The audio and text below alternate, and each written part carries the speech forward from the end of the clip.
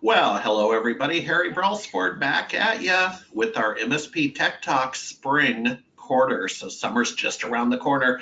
Thank you for being an active member of SMB Nation. As you know, just to set the table, we bring you real content, academic content by any other name, and we have typically heard of well-behaved and trained sponsors that support us. So we appreciate you attending, and we hope you're getting real value out of our ongoing series. Jenny and I are just putting a bow tie on the summer quarter, so stay tuned for that announcement. And breaking news, Jennifer Hallmark will be at DattoCon in San Diego for 3 days coming up mid-month. So be sure to find Jenny and have a chit-chat.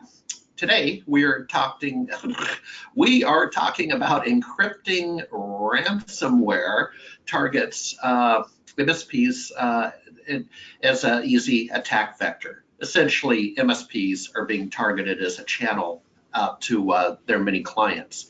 With that said, I do always a shout out to the book that we have on the market, How to Be an MSP. You folks have seen that. It's at smbnation.com.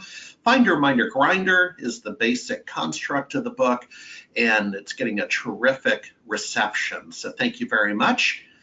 And let's do some introductions. Ken, by way of introduction, please introduce yourself. It'll help if I unmute myself first. Yeah, there you go. Yes, I'm Ken Dwight, the virus doctor, and I see that I'm on your slides, and I have it in my own deck as well, so we'll skip over it when it gets to be my turn. Okay, great. And Mickey J, the man out there in YouTube land, please introduce yourself briefly, and you can certainly reintroduce yourself when we get to your portion. Good morning, everybody. Thank you for joining us. Michael here from Adelaide, South Australia, where the time is just ticking over to 4:35 a.m. So if anyone needs to poke me, wake me up. Thank you for joining us. There we go. And Jenny, if you could be so kind as to shift the presentation mode over to Ken, and we'll get this party started. We have a lot of content, folks, to cover. While Jenny's doing that, I will also tell you that you'll see us at CompTIA ChannelCon. I'll be there. I'm trying to talk Jenny into going, but in any event. So Ken, when you're ready to make yourself a presenter. Okay, am I presenter now? Let's see, Jenny, is that the case? Yep. All right, Ken, okay. Go ahead and cycle through the slides and we'll get up to where you start. At the moment, I'm seeing the webcams. I want to get those out of the way. I hope I don't click the wrong thing here. Okay, they're out of the way, so now I can see my slides, and go ahead and jump into it. So yes, you've sir. already seen that yes, one, sir. And you've yep. seen that one. So on to MSPs as targets. It happens I had an article in MSP Insights recently that Jenny has generously put a link to for you to be able to download and see the whole thing. But it's basically about the whole idea that, of course, ransomware has been around for a good while, like almost 6 years. September of 2013 was when CryptoLocker came out, and that was what pretty much started the era of encrypting ransomware. But it's only been fairly recently that the bad guys have figured out that MSPs can make very attractive targets. It's a one-to-many relationship that by infecting one MSP, potentially they can spread their ransomware to multiple clients.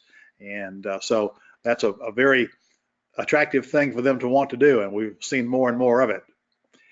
Along the lines of doing that, of course, the MSPs have the responsibility to their clients, and the clients are relying on them or us to keep their data safe and available and everything else. And so the people that are targeting MSPs with ransomware recognize that responsibility and how seriously MSPs take it. By the same token, MSPs as a group are much less susceptible to the normal infection vectors that are used by ransomware. As you know, by far the most common way that people get infected by ransomware is through email. But hopefully, most people that are or that work for MSPs know better than to click on those spam links or the pop-up tabs in the browser, that sort of thing. And so the people that are distributing ransomware to and through MSPs have to be more clever and more stealthy about how they get that infection out there. So Ken, with that can I in mind, interrupt you? sure. If you don't mind, that's kind of how I roll. But Sure. the email point you bring up, and I know you're going to double click into all this, but yesterday I received an email from a venture capital firm allegedly, and I opened it, and it was just so crafted to some things I do outside of SMB Nation. I fancy myself a scratch golfer and investor, and it was so targeted to my, the wetware between the ears that I believed it. And what I did, and it wanted me to click on a OneNote notebook link. And what I did is I called the phone number at the bottom of the email, and a lady in Pittsburgh, Pennsylvania at the United Way answered at her desk. And I said, excuse me, I just got an email from a venture capital. This is so close, but I wanted to call before I click. And she was dumbfounded, right? I mean, this was just a worker bee at the United Way in Pittsburgh. And Ken, the point is, I showed it to Jenny. It looked real. It is real. This stuff is real. Please continue.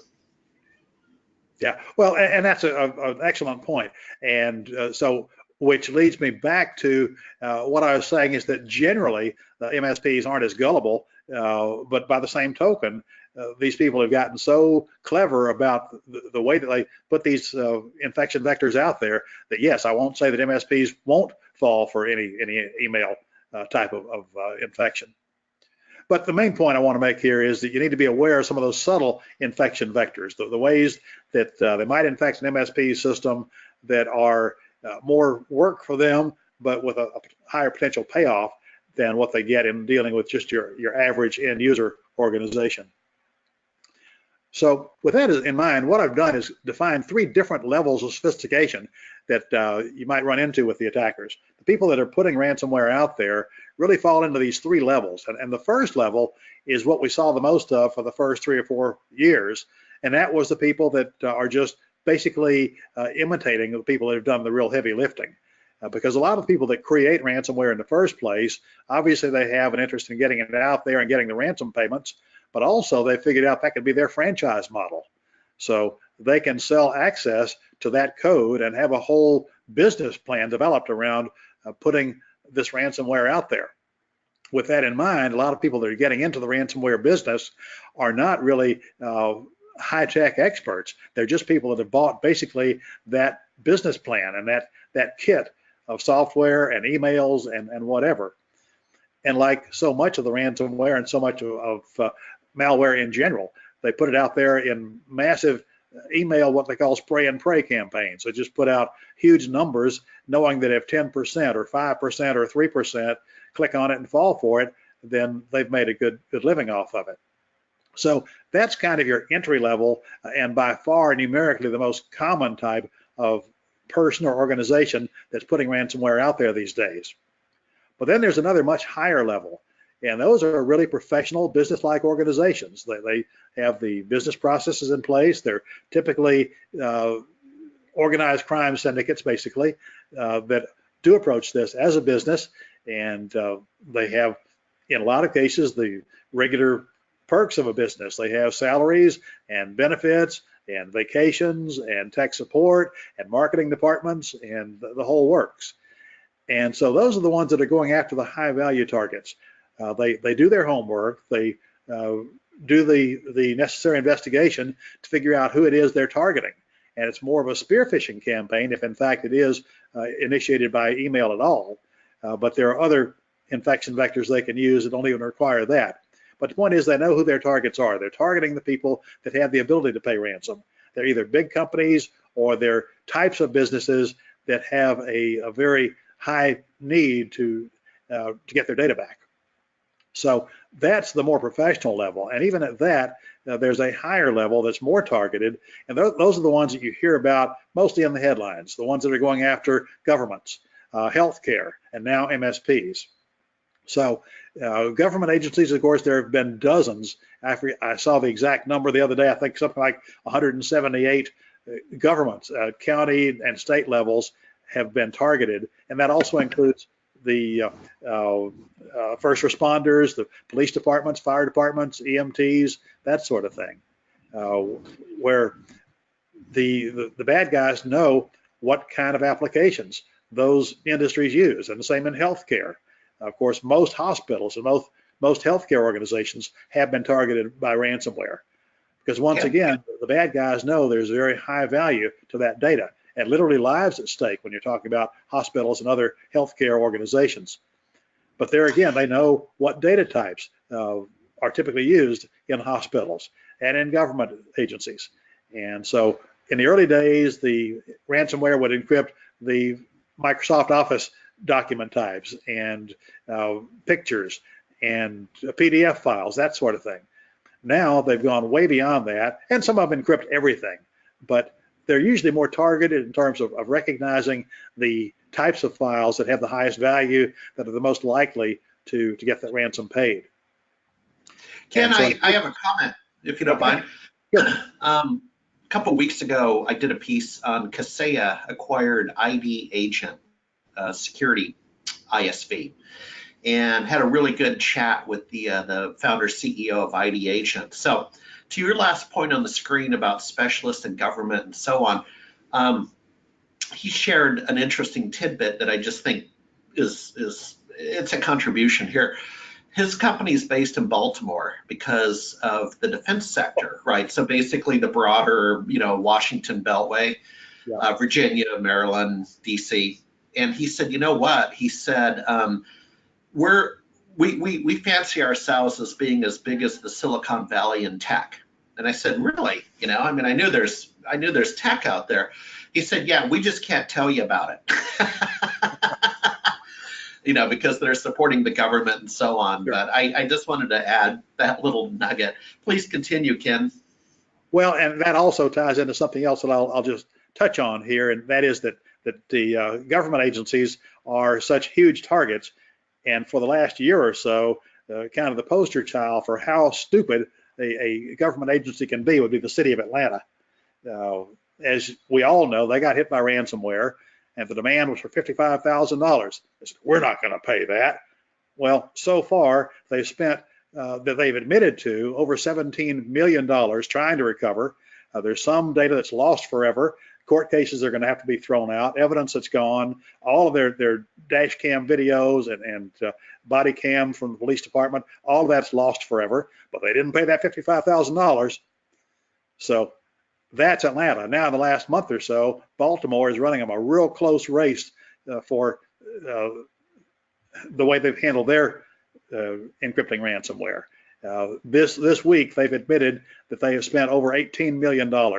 So Baltimore and Atlanta are neck and neck in terms of how much taxpayer money they have pissed away because of their poor protection and response to a ransomware issue that, instead of paying $55,000 and have everything back in a reasonable period of time, they'll be like Atlanta. They'll go for a year or longer and lose some data permanently with all kind of ongoing ramifications. So yeah, don't get me started on my attitude toward people that fall into that category.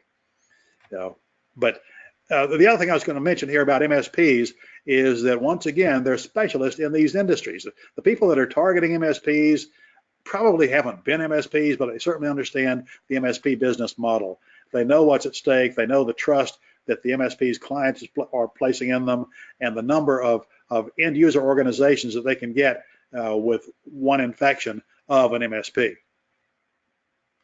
Now, along with that, I've broken it down into the characteristics of each one of these levels. I've touched on some of this, but to go into it in a little bit more detail.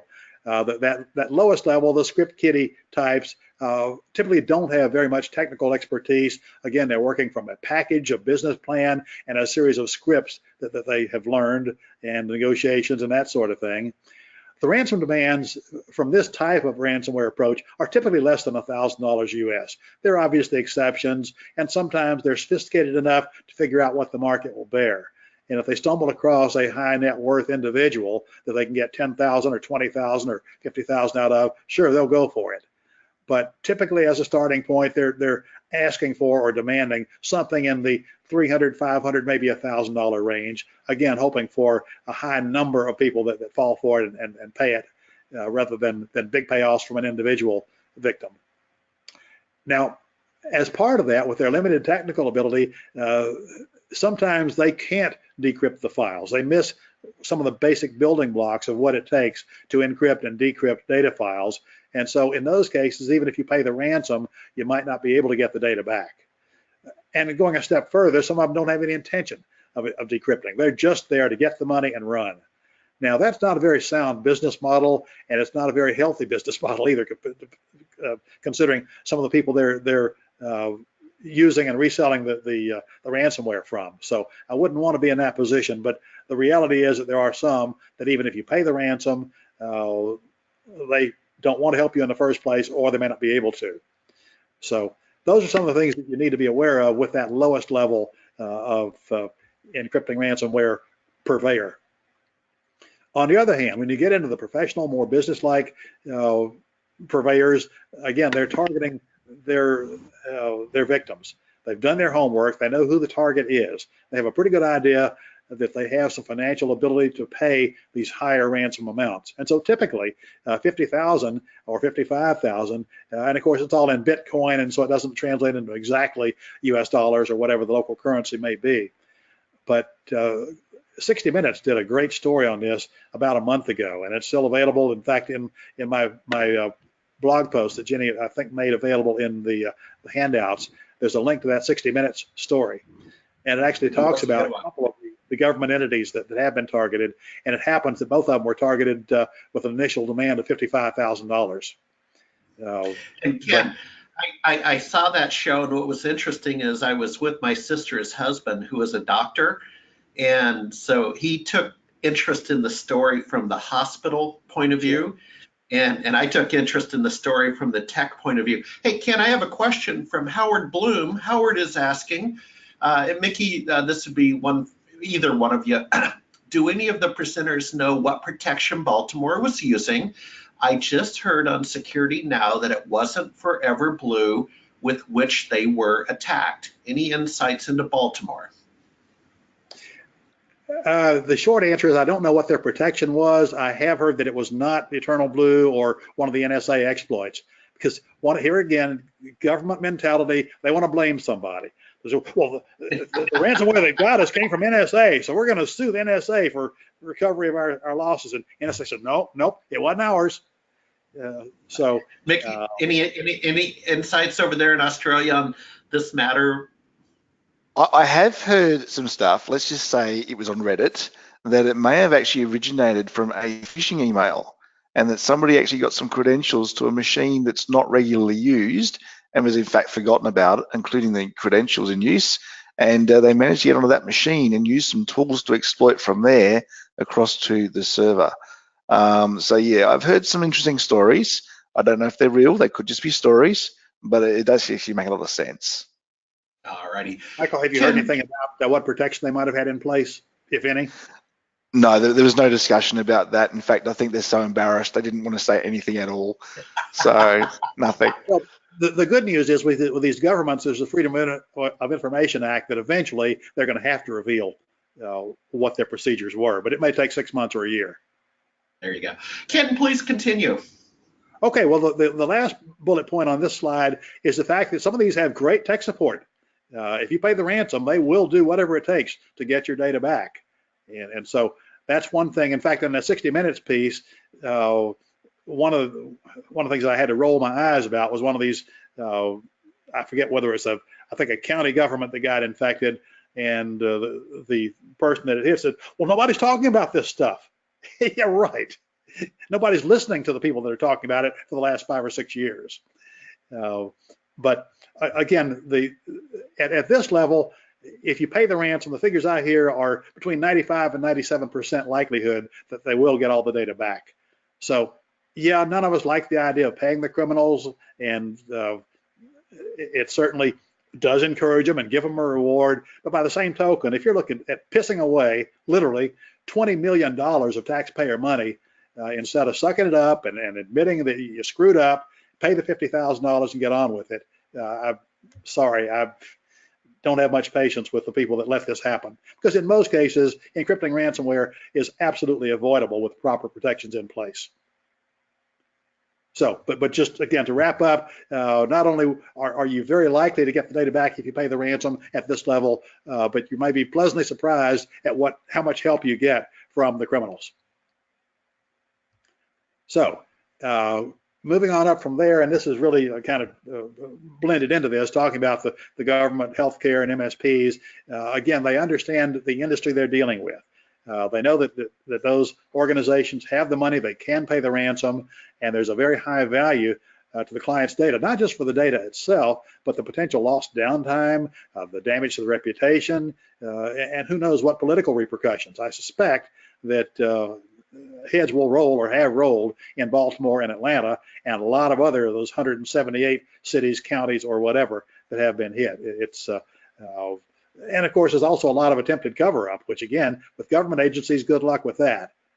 In fact, there was one recently that unfortunately happened to be in the state of Texas that was one of our, not one of the biggest cities, but a large city that got a ransomware attack, and they actually interviewed I forget whether she was I forget what her position was, but she says, I sent an email saying don't tell the press anything about this, and somebody spoke.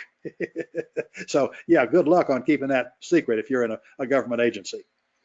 But there again, the likelihood is that the people on the other end of this, the people that actually put the ransomware out there, are likely to have some pretty good technical capability. And so it's very likely that they can, and from a business standpoint, they will decrypt once the ransom is paid.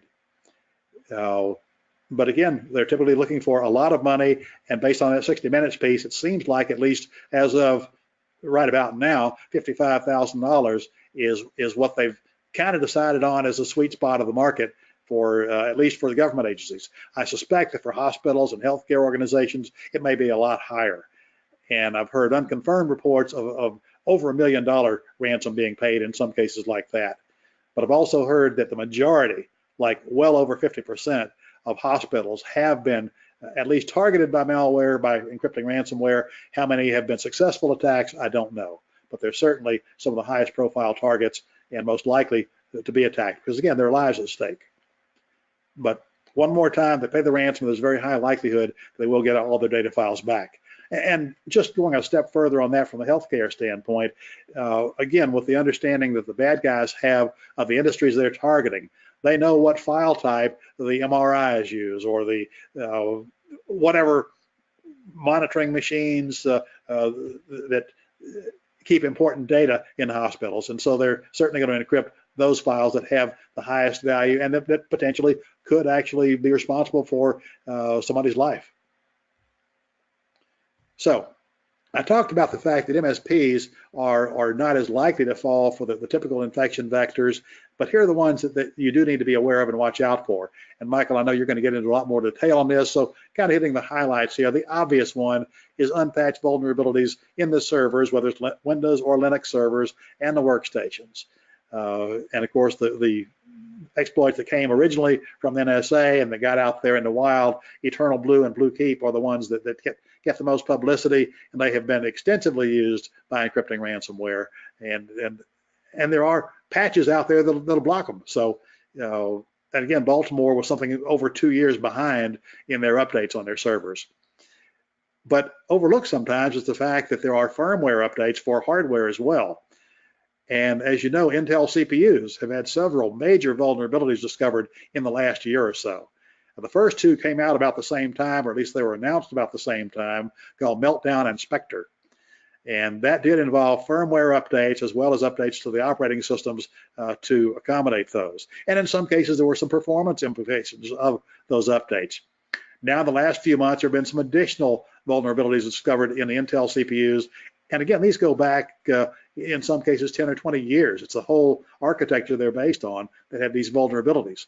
And the most recent ones have the names like Riddle, Fallout, and Zombie Load. Another extremely common infection vector these days, not just for MSPs, but for everybody, is RDP. And one study I saw indicated that the first quarter of this year, 63% of all ransomware infections were a result of RDP penetrations. So Of course, the default port for RDP is 3389, and as long as that's open, there are a lot of port scanners going on looking to see where they might be able to get in. Even if you close port 3389 to the internet, that still doesn't protect against internal traversal of the network once an infection has gotten in from some method. Along with that, though, weak passwords. So if you have to use RDP, then have it protected in some way, whether it's VPN or other methods, and certainly have a strong password. One that I personally got involved with, unfortunately, I was called in after the fact, and it was a veterinary clinic with 25 workstations on a Windows server. I believe it was a 2008 server, and they had RDP wide open. The password was DOGS, D-O-G-S. That's not what would be generally considered a strong password. So those are some of the things to look out for.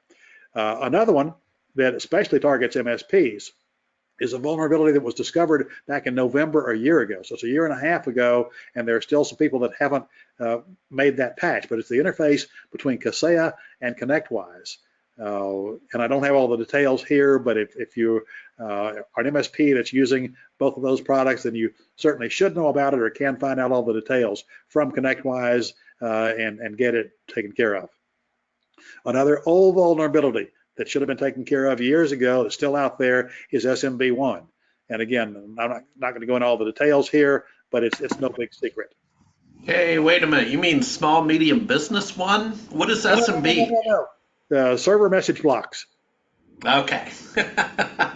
And I may be a little bit off on that acronym. Mickey, does that sound right to you? No, yes, no, you're right. You're right. Okay.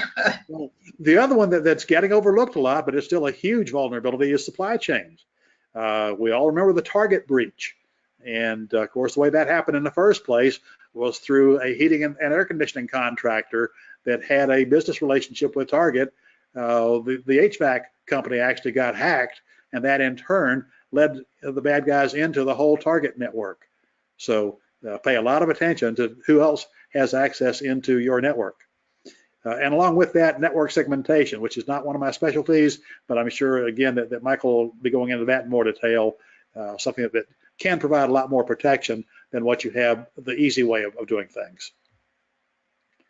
So as far as hardening your defenses, obviously Windows updates as soon as practical. And yes, I know that MSPs are to a certain extent in the same position as some users, where there may be some line of business applications that have to be thoroughly tested before you can apply a Windows update. And so I recognize and acknowledge that there may be some delay in getting those updates applied, but not 2 years. And the same thing with applications.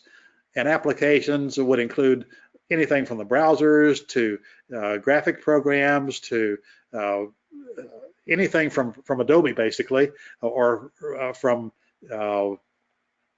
who's Java? Oracle.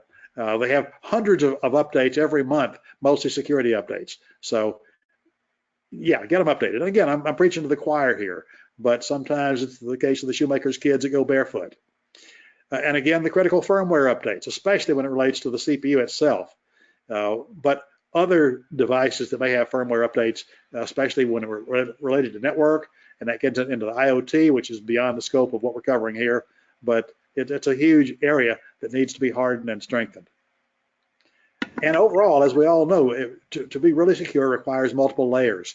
And so it's worth taking the time to step back and look at the different layers of protection that you have in place as an MSP: hardware, software, procedures, security, the whole works, and fill any gaps that are there, especially the ones that are easily fillable.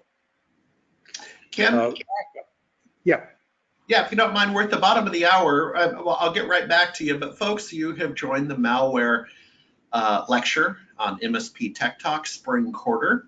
And we have Ken and Michael today. And so thank you for joining us. Again, if you join late, Jenny will be at DattoCon mid-June. You'll see at least myself at the CompTIA ChannelCon event in early August. So a couple shows coming up. Ken, we have a couple of comments, and I also just wanted to show the audience, if I can do this, a piece of spam malware email just came in as we're talking, a fake voicemail message. I don't use this particular telephony solution, And like I say, this is always a challenge. There we go. I think I can get the angle here. But as we were talking, that just came in, folks. It's real. We have a comment from Kevin Gammon, who says, it's just a comment basically. I'd love to be a fly on the wall of other city government IT teams. Are they using Atlanta and Baltimore to push for security changes and enhancements they need sometimes desperately? The old fly on the wall comment, but then Kevin has a question. He goes on to say, is there any documentation about RDP vulnerability to the ransomware attack? RDP vulnerability to ransomware attack. I could really use it. We are pushing our clients to Citrix and Office 365, and that's a great talking point. Gentlemen, are you aware of anything up on Reddit, Mickey? Actually, that's what I was going to suggest is things like Reddit. There's a lot of sample code actually available that shows you how some of this stuff works up on GitHub, which is scary enough. Yeah, the general public can get hold of this thing. And the worst part about it is it's really well documented, so you don't have to work very hard to understand it or modify it for your own purposes. But generally searching through Reddit, I can't give you exact links right now, but there's a lot of information out there about it. Citrix is still based on the RDP platform. It just modifies it slightly. You do have some vulnerabilities there to worry about too. If you have a Citrix server, make sure you patch that for the RDP side as well. You're still vulnerable. Okie dokie. And then we have Frank Olhurst, our friend at Microsoft 365 Nation and SMB Nation. Frank's an analyst out of New York City. Frank asks, why aren't more businesses using a zero trust methodology? Zero trust. Gentlemen. Well, I agree it's a good idea, but I can't answer for why they don't. And of course, the basic concept here is, again, something we've been preaching for years, and that is to give users the least privilege that they need. Don't have a regular user set up as an administrator or a domain administrator or whatever. And there are software products to help with that. But again, I don't have a good answer for why everybody doesn't follow that principle. There we go. Okay, well, let's keep this party going. So Ken, if you could hop back into your talking points. Thank you very much. Okay, well, and on this slide, the first one is really the key to everything. And that is, as you know, the ultimate solution to any ransomware attack is to just restore from backups. And it still amazes me how many people, and even a lot of MSPs, that don't have a backup procedure or one that's safe. Because depending on what kind of backup procedure is in place, a lot of times the backups will either be deleted or they'll be encrypted as well. And so the old saw about the 3-2-1 backup, 3 copies in 2 different places, at least one of which is off-site. Off-site meaning a cloud-based backup. And with a true cloud-based backup solution, those are isolated from anything that the criminals could get to and encrypt. There obviously are some bandwidth issues there and some timing issues in terms of how long it could take to do the restore, but having it, even if it takes a few days to restore, is obviously much better than not having something to fall back on. And the other thing and here again, I'm preaching to the choir, but we all know the importance of testing those restores periodically to make sure they are still happening and that you can still actually restore from them. And of course, there's a difference between backups versus a full backup business continuity and disaster recovery plan. And those are a good bit more expensive, but they provide, if not instantaneous, at least very quick switch over to a backup set of data files. And so if you can economically justify it, something like that is certainly, with one ransomware infection, could very well pay for itself. But the most important thing is to have a methodology in place to deal with ransomware if it happens. Because again, in spite of the multi-layer protection that we have in place and the training and hardware, software, settings, policies, procedures, whatever, it's going to happen sometimes. And so when it happens, every MSP needs to be prepared for it and know what to do about it. And one of my hot buttons here, and here again, it definitely applies to Atlanta and Baltimore, you don't need to replace any hardware, and it doesn't make any sense to wipe and reload. Wiping and reloading is not going to get your data back. The infection itself is easy to get rid of. And so once you've determined that you have backups, then just get rid of the infection, restore from the backups. There's no benefit to wiping and reloading. And as you know, that approach leads to whole new issues. Now, if it's time to replace the hardware anyway, and you want to use the ransomware as an excuse to go ahead and spend that money, I have no problem with that. But the point is, there's no benefit to replacing the backup or to replacing the hardware just in terms of solving the problem. Now, I do want to mention one thing here because it's kind of the other side of the story. We talked about Baltimore and Atlanta, and I want to give a shout out, much as I hate that term, but it's a recent attendee in one of my workshops was a city in Oregon, and Lane County was the actual client, and they contacted me about wanting to be trained on dealing with malware. And in fact, they were the exact opposite of what I expected. A very intelligent, well-run, business-like IT organization in Lane County, Oregon. And so, surprise, surprise, they haven't been hit by ransomware. But now, if they are, they know how to deal with it. So that's kind of my kudo and mini advertisement in there. So with that, that's pretty much all I've got. And again, it was intended as kind of a high-level overview and to lead into some more details that Michael can throw in. And I'm happy to contribute anything that any questions that come up I can help with. I'm here. So Harry, I'll give it to you. Well, no, thank you. And boy, Frank Allhurst is on fire. Jenny, if you want to assist with the transition over to Michael in a second, we'll knock out some Frank Allhurst observations.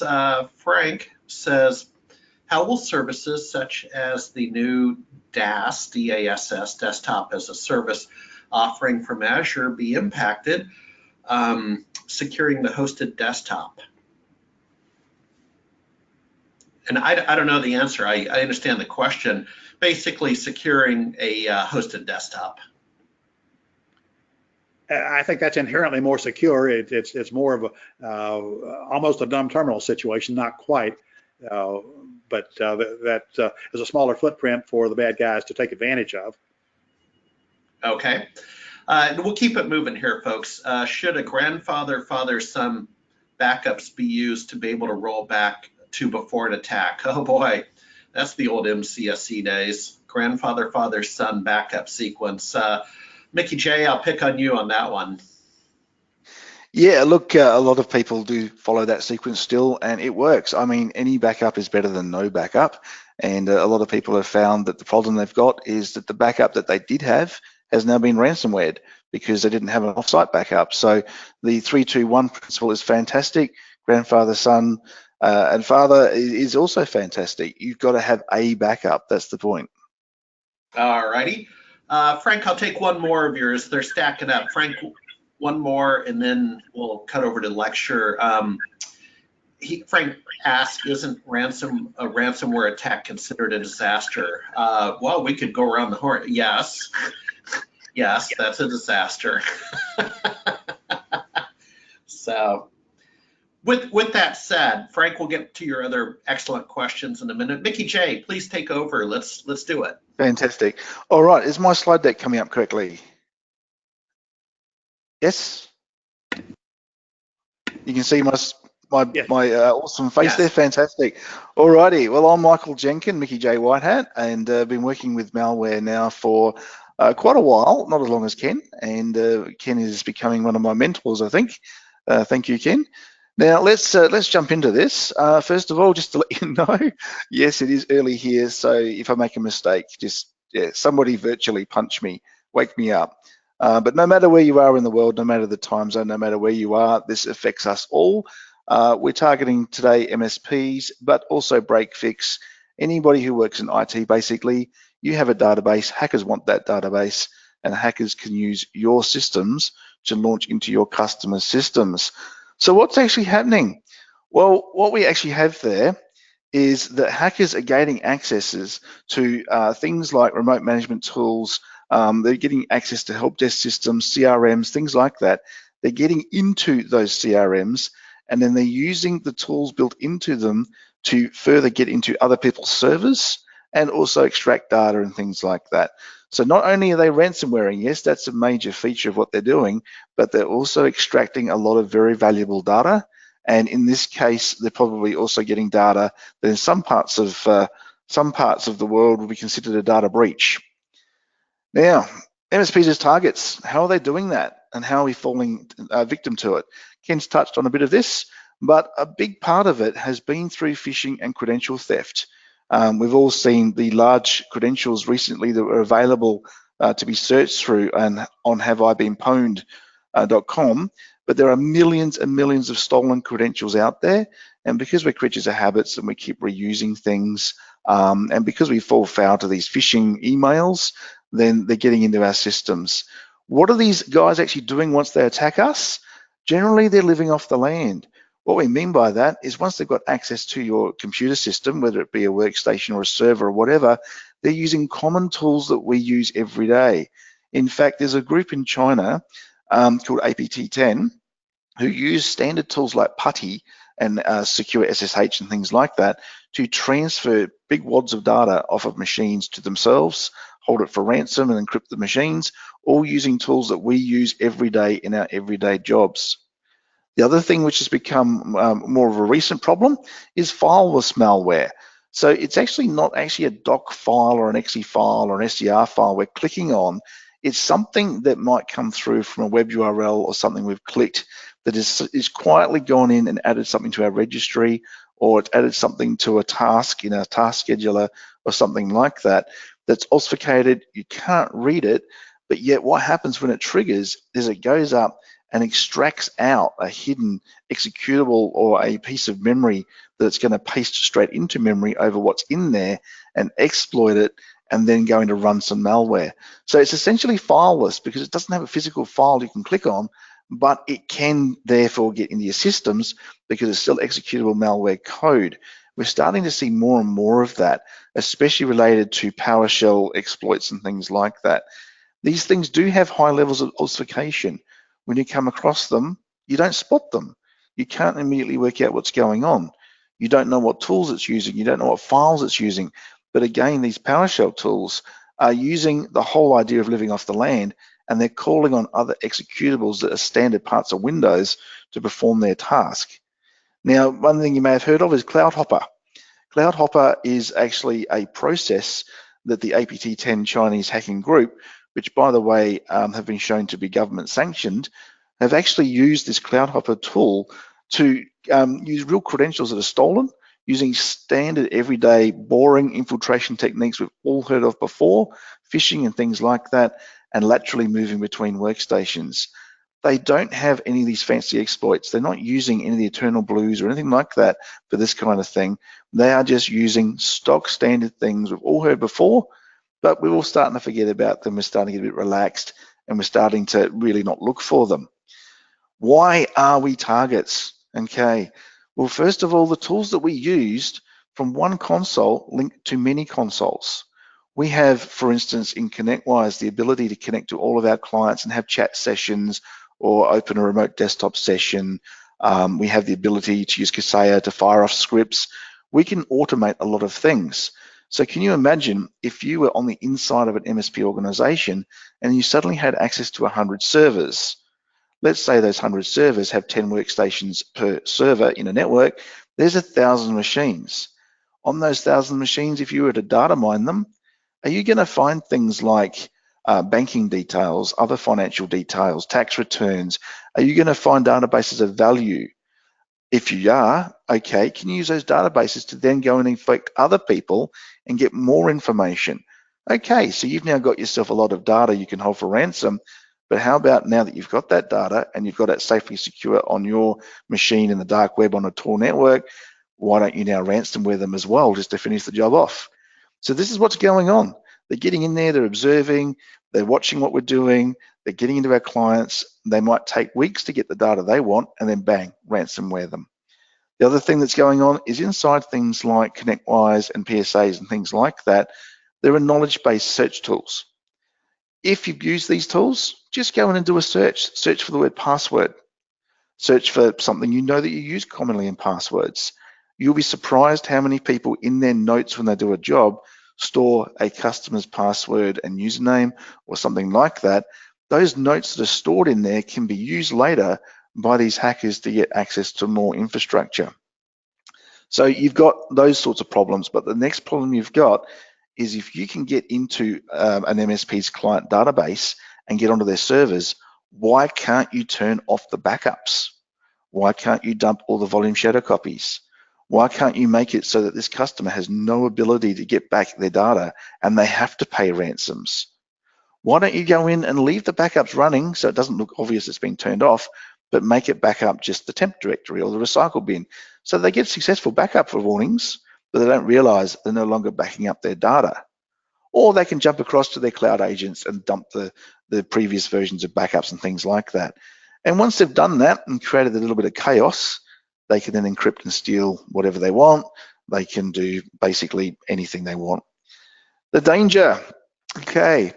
Well, we're now starting to see on the Tor network, or the dark web as people call it, we're starting to see whole server sites set up where you can actually view data that's been pinched off people's servers, which is actually quite scary. And really, in Australia, what affects me the most is a notifiable data breach law legislation, where my business can be fined many millions of dollars if I let data leak out of my site. So not only have I got a potential ransomware I need to pay, but I also have potentially going to need a fine from the Ombudsman here in Australia for losing data. And I know also in Europe there's GDPR and there's other things out there as well. But losing data is a major concern. An example observation that I had recently, and this really brought to light how hackers are trying to target IT companies. I have a number of scripts that I've written to place on my client servers that send me emails overnight of any brute force attacks and the names that are used in those brute force attacks, normally coming through RDP, but sometimes through IIS and things like that. And what I've actually started seeing is the usernames that are being guessed and passwords brute forced are unique usernames that I happen to know other IT companies around me here in South Australia are using.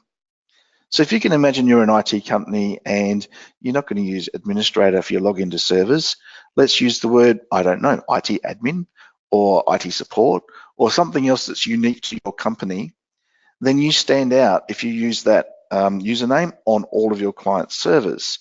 So what I started to see in my logs that were coming in is more and more and more of these unique administrator usernames that I know other IT companies in my area are using are being targeted in brute force attacks overnight. Sometimes I'm seeing 30 to 40,000 attempts at guessing passwords for these particular unique administrator account names. That tells me two things. It tells me, number one of my competitors has been hacked and they've stolen their credentials. And then number two, what tells me is they're using local IT company passwords randomly against local companies in the attempt to get in, because the chances are they're going to strike one where that password and a username combination is going to work. So now you're looking at, okay, with my MSP tool, am I giving access to my clients' desktops and servers through it by bad practices? Or am I putting too much information in my MSP and help desk tool that's being stolen to be used later on?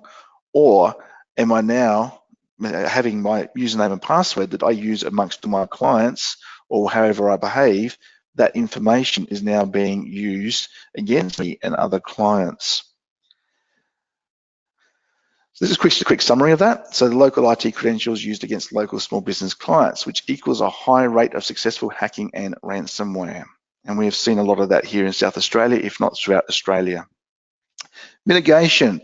Now, there's a lot of information here, so I'm not going to go through and read every single one of these. And a lot of this, by the way, Ken's covered and is pretty much standards for us guys to be looking at all the time. But I thought I'd put the slides in there so that you've got something to refer to. So it's recommended to use SSL VPN for remote access over RDP, and even into your MSP tool in some cases. The big one, read your logs often. You want to make sure you are proactive. You want to make sure that you see strange things occurring before they actually become a problem. You need to read your logs often. Use a DMZ for front-facing services, especially for your clients. Monitor lateral movement between PCs of any malicious type of code. A lot of antiviral products like Trend Micro, things like that, their built-in firewall tools are now designed to look for these things. Use configured trusted firewalls and VLANs.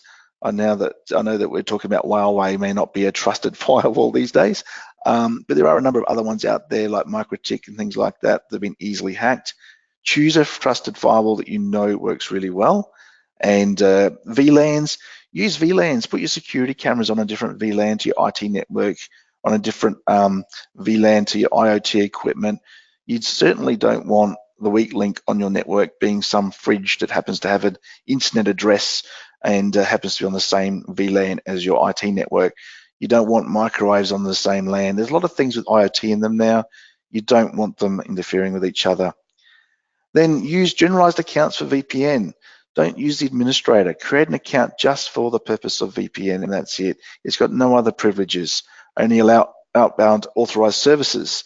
Not something we technically always do. We always allow inbound what we want, but also look at what goes outbound.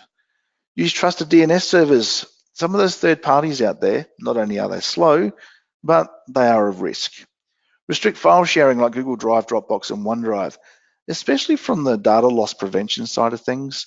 A lot of people don't realize that people can sign up with their personal OneDrives, bring it to work, and then they load all their data from work into that OneDrive. And when they leave the business, all that data is on their personal OneDrive when they leave.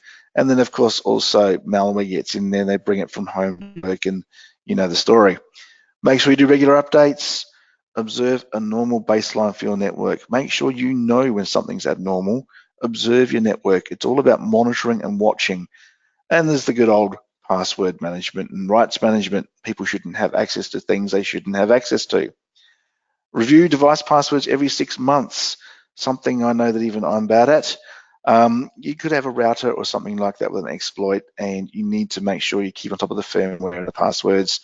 Review and clean up old user accounts you're not using anymore.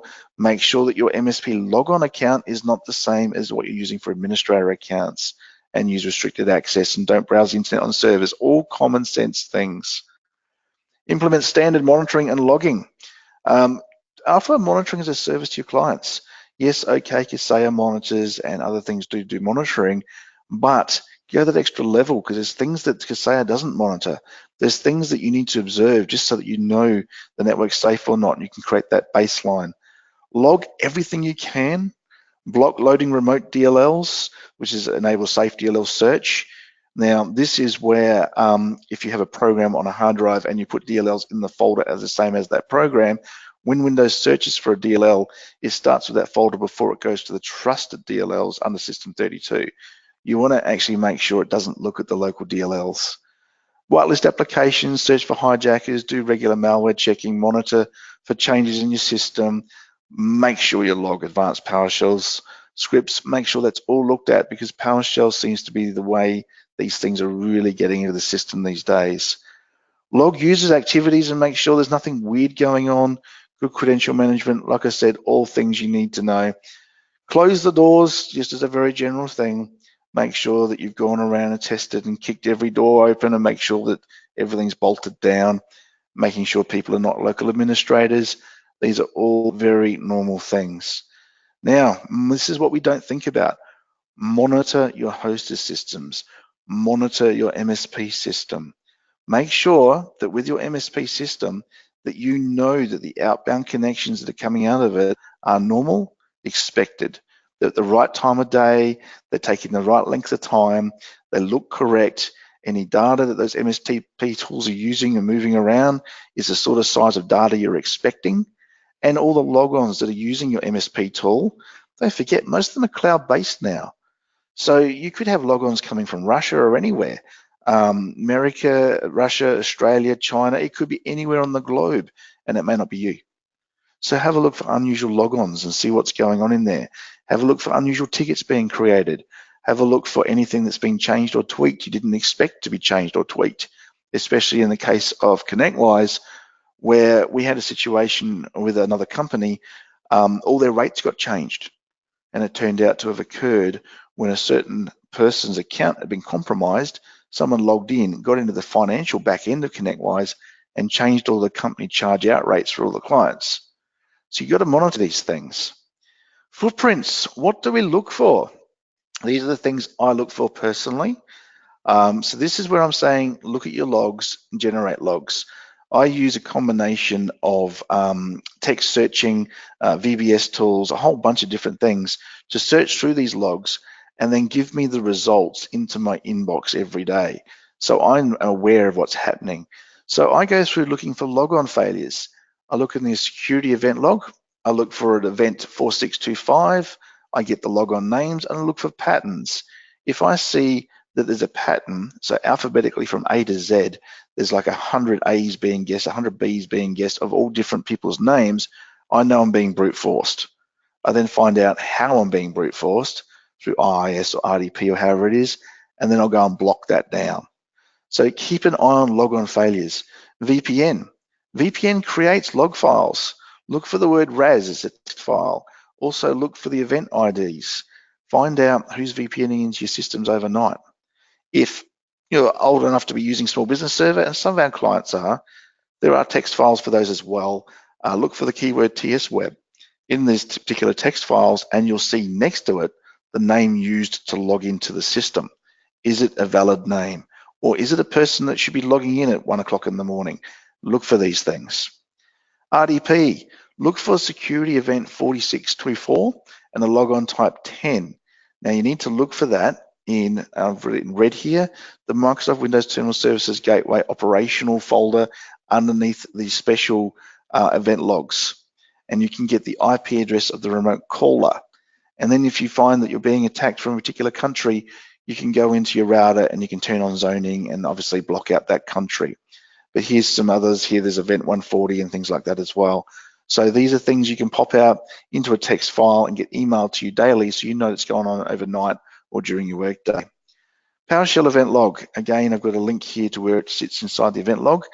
I've actually found a number of fileless malware and a number of attackers had actually typed manually into PowerShell, and everything that they wrote got recorded, all as separate events under this particular event log. Query the Active Directory. Check for people's passwords that have expired. Check for accounts that are not expiring. So often I've found an account called Reception, and that account called Reception nobody uses anymore, and they forgot the password was password, and of course they get hacked through it. Look for locked accounts. Why are these accounts locked overnight? Something's funny's going on. Someone's had a bit of a go at it and forgotten their password 5 times in a row. Okay, let's find out if we're being attacked. And then just generally go through the security log and all the other normal logs and take attention, special attention to any logs that have been cleared. We had a client recently who works in real estate. They have a particular application they use for managing all of their properties that they rent. And that particular application creates its own specific log in the event logs. This customer got ransomware, and that log, which is very curious because none of the other logs got cleared, and that particular log that appears, or that node that appears in Event Viewer, is not a normal one that everyone has. We then found out later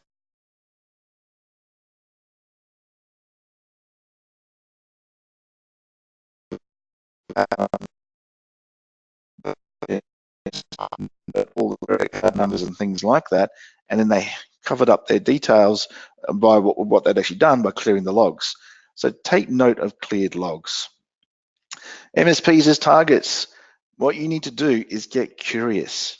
You need to get curious about your own systems, not only your clients.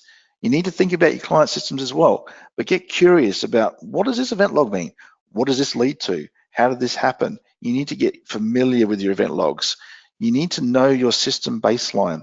You need to know how your MSP system works, what looks normal, what does not look normal. You need to look at your own systems. If you don't have an MSP tool that you're using and you're remoting from your own machine, let's say you're using remote desktops or something like that, you need to get familiar with your own system and how that looks as well. Check out your own event logs. That's the only way to really curtail this particular problem. Ensure all your systems are patched, exactly as Ken said, especially remote desktop. Make sure it's secure, Make sure that everything is backed up regularly, comprehensive, and off-site. These are your tools. My philosophy here is eventually I will get ransomware. Doesn't matter how good I am, doesn't matter what I block, somebody somehow will be human and make a mistake. So always make sure you prepare for the inevitable. One day I will get ransomware. How quick can I respond to that? How quick can I recover? How quick can I bring myself back online? And pretty much that's all I wanted to say today, because I know there's a lot in those slides, and backing up with Ken there as well, there's a lot to take in. But that's how it affects us MSPs in particular. I hope I've given you some tools there. You can go back through this slide deck and you can actually look for these things, work out your baseline, and I want you to think about this. Be curious. You need to know your own systems. Okay. All right, perfect timing.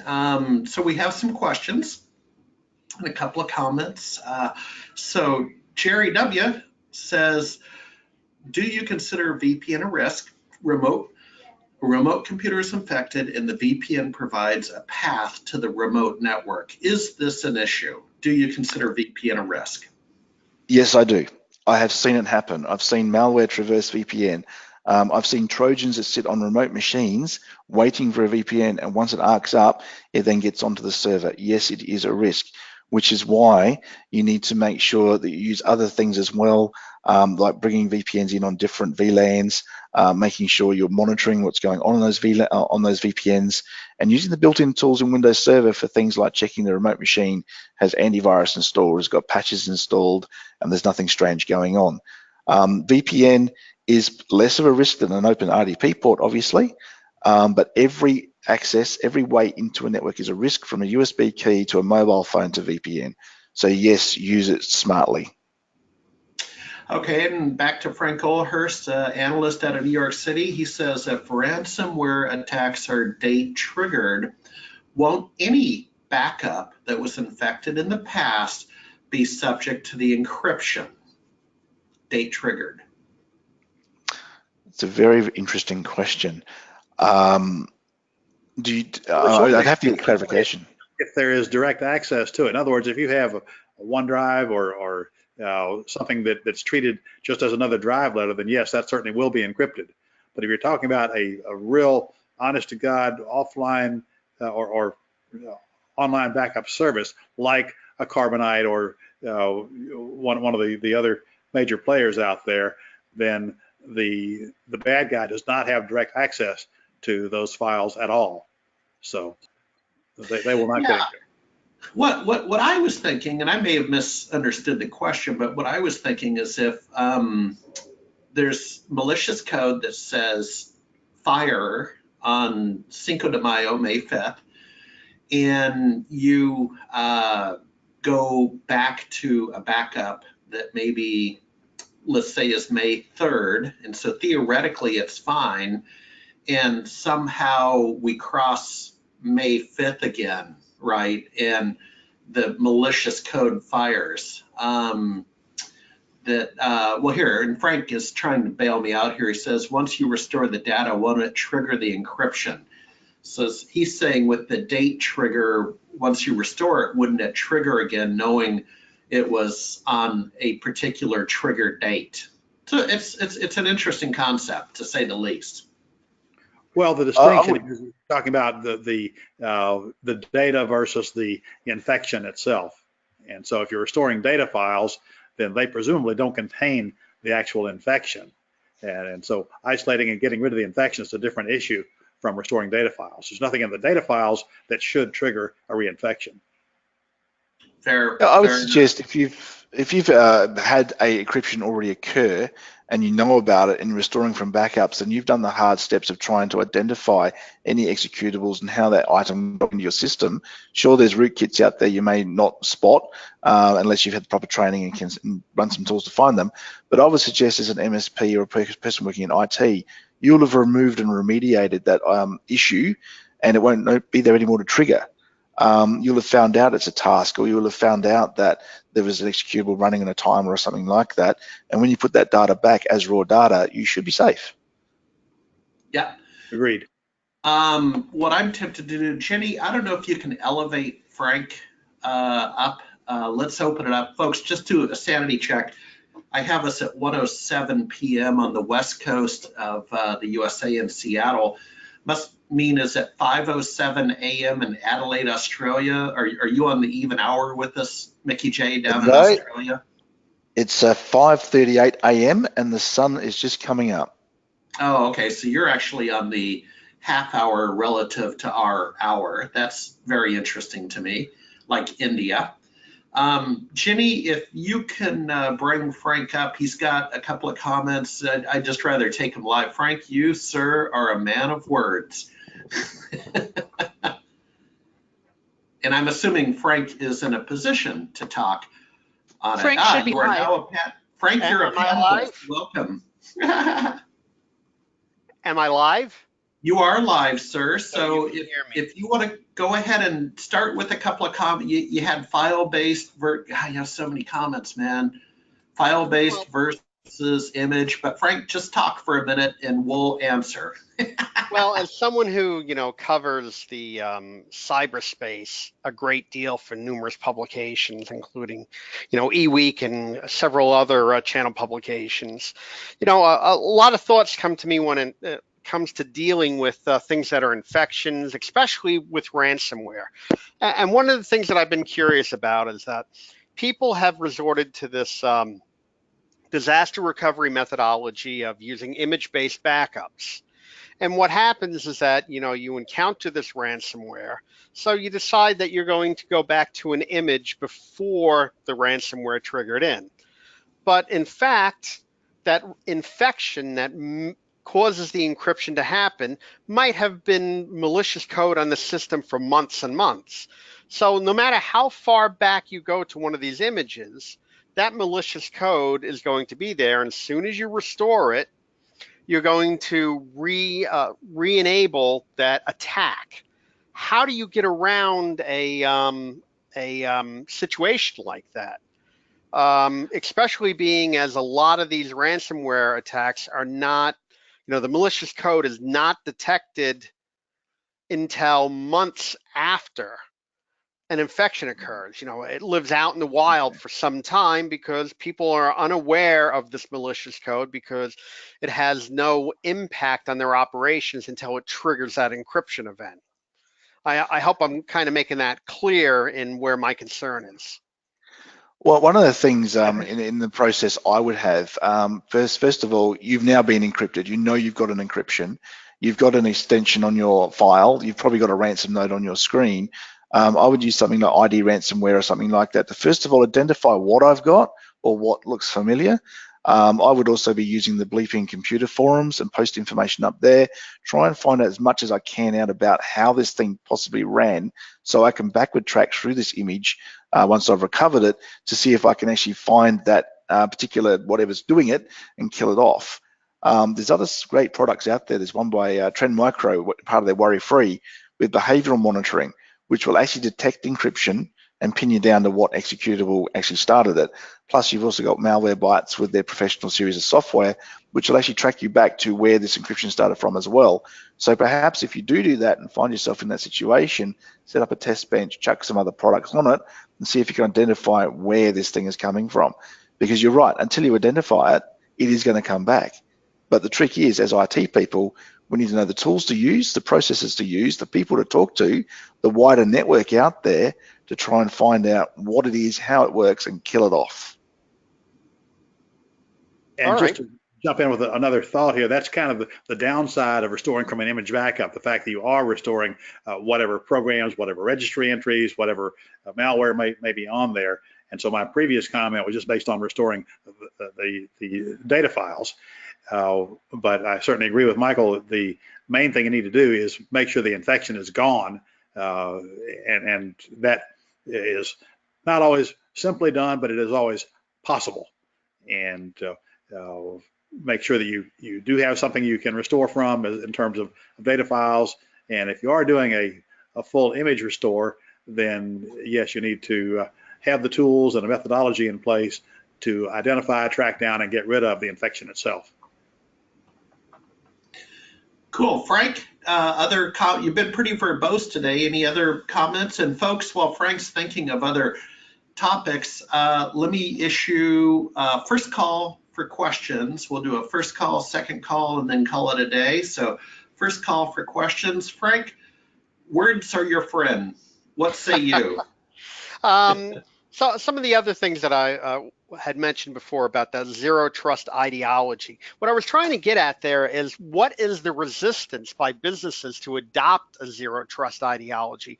One where you're verifying who the user is, what their intention is, what their access level rights are for the given task at hand.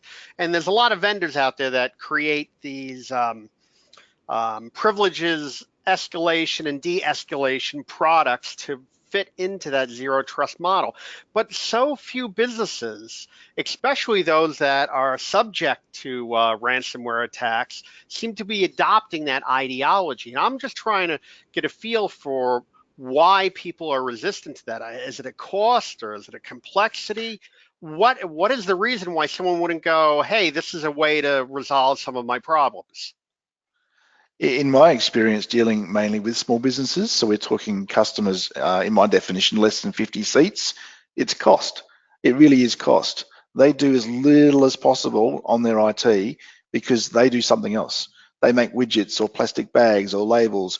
They don't understand IT. And as far as they're concerned, IT is there to serve them for free, and they don't need to spend any money on it because they've got their own business to run.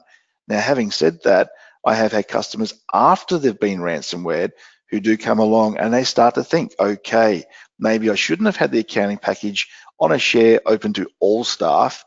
Maybe it should have been just to 2 people. And they start to have that conversation and suddenly the cost makes sense. But until they've actually had that shock and that pain, yes, the cost is a big factor and inhibiting. They don't like to hear the words like, we will block people out of this and block people out of that. They somehow in their minds think, well, that means they can't work. But in fact, that's not necessarily true. So understanding how these things work is a big problem. They don't, because they make widgets, they make cups and they make plates. They don't know these things, and there's the cost. But it's interesting from the perspective of small business. If you're dealing with any type of individuals that have faith in not having trust in things, it's the small business owner. Where opposed to the enterprise, it's kind of the worry is behind the scenes, where it's like, well, we have people to take care of that stuff. Where the small business owner has built their business based upon that concept of trust. Is there a better way to educate these folks to make them understand the importance of not, leaving their front door open? I think there are a couple of issues here, and I don't disagree with anything Michael said. Obviously, cost is always a consideration. But the bigger issue I've found in discussions like this is the old argument of security versus convenience. You want me to enter a second level password, a two-factor authentication every time I log onto the website? Well, that'll take me an extra half second or whatever. And so there's that issue. And there's also, frankly, sometimes the politics of a person who is highly placed in the organization thinks that means they should have access. They shouldn't be limited in their access. They should be administrators. They can do whatever they want to. Not really understanding that the things that lets them do are things they wouldn't have any business doing, any way of knowing how to do, but it's a huge vulnerability. And yes, there's definitely an issue of education there. And I don't know the answer to how to make users more receptive to understanding the vulnerabilities other than after it's happened. And even after the fact, there's still a very high percentage that don't change anything. So human behavior. Treat them like children and punish them. That might be what it comes down to, although they're punishing themselves with, not taking the time to understand the threats to their business. I mean, it really comes down to an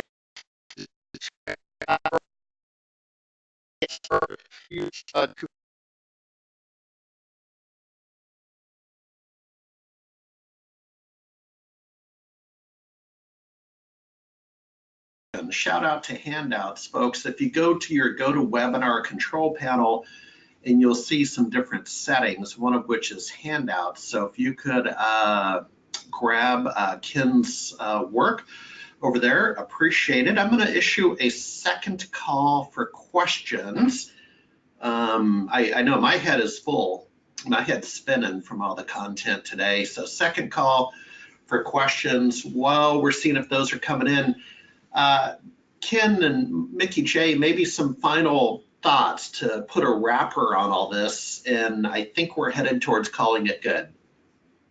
Well, one thing I'll just throw in here, it takes me back to one of the early, it wasn't even a ransomware issue, but it was a hack of Chase Bank. Chase is, if not the biggest, one of the biggest banks in the US, and they had a massive breach several years ago. And I don't remember who it was, but somebody found an annual report from Chase, and they were bragging about the fact they have over 1,000 people in their cybersecurity department and spend, I forget, $200 million a year on cybersecurity, and they got hacked. And so the point is, if a company with that kind of resources and people and everything else is vulnerable, then what chance does a small business have? Same thing related to MSPs, because there have been two recent articles that talked about what I would call monster MSPs that got hit by ransomware. And I actually have the articles right here. One of them was a company called CityComp, which is a German company, and they say they maintain over 70,000 servers and storage systems of every type and size in 75 countries. And they got hacked. Now, in their case, whether they got encrypted, we don't know. What we do know is the data is intact, but the bad guys went ahead and made it available on the web. So they got hacked. Whether they got encrypted or not is a separate issue. About the same time, there's also an article about an MSP called Wipro, or Wipro, W-I-P-R-O, in India, and Brian Krebs refers to it as an IT outsourcing and consulting giant located in India, had its own systems hacked. And so, again, the fact these monster companies with hundreds of millions of dollars in annual revenues get hacked means that small MSPs need to do everything possible, and it's still not a guarantee that it won't happen to them. All Yeah, right. I was going to say, just like I tell my staff here, being an IT company, we are very paranoid, and we check every email, we check every phishing, we make sure we're very careful. But I tell them we will get ransomware. It's going to happen. We're going to have a customer come in with a machine we accidentally put on our network or a USB key. It takes a human element, and bang, we're done. So yeah, be very careful. Just be prepared for it. Just make sure you got a plan in place, a backup in place. You're not going to panic. You're going to go through the method. You're going to put things back how they should be, and just acknowledge it's going to happen one day. Because yes, these big guys, they spend millions of dollars, and yet they get done with all their security in place. The other thing I wanted to mention as well, with the PowerShell obfuscation and things like that, if anyone has an interest in how to de-obfuscate and have a look through the code and dig right down the deep, just have a look on Google for Mickey J. Whitehat for my YouTube channel, and there's a lot of information on there about pulling apart VBS files, doc files, PowerShell, all that kind of thing. And some of this stuff, it might just show you to the lengths these guys go to try and get into our systems. Yeah, absolutely. Well, with that said, we have reached the end of the webinar. Again, Jennifer Hallmark in the radio control room, first of all, thank you for your help, and she will be at DattoCon mid-month. We'll certainly see you at CompTIA ChannelCon early August, and probably one or two between now and then. I'll keep you posted. Please join us in 2 weeks for Microsoft Teams. And we got a hotshot who's going to show 10 administrative tasks you must do in Microsoft Teams. So that is a technical, detail-oriented webinar, or for lack of a better word, our MSP Tech Talk that will wrap up spring term and take us right into summer quarters. Summer quarters are always fun. I loved it in college because a lot of classes just gave A's in summer quarter for merely attending, like my music class. So summer quarter is our friend. Thank you, Mickey J, Ken, Frank, have a great day. And Jenny, thank you. Bye-bye, folks. Thank you all. Thank you all.